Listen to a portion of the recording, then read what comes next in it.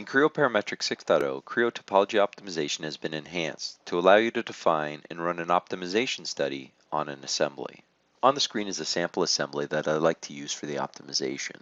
For this demonstration, we'll be optimizing the gray component that connects all the other components together. Selecting Topology Optimization under the Application tab, we could start the optimization process.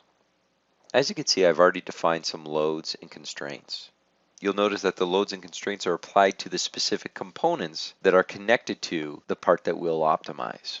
In addition to the specific loads and constraints, you can also take advantage of simulation entities that you may have already applied, such as interface objects, Autodetect contacts, or solid weld objects. Once defined, we can mesh the model and run the optimization. With the optimization started, you can now click the Show Results button to actually display the process as it's working through the analysis. For each cycle, you'll see the results update on your screen. This will give you quick visualization as it's working through the analysis without waiting to the very end to see how the progress is going. Once complete, you'll see the final optimized shape. With this enhancement, you'll now be able to perform topology optimization on a component in your assembly.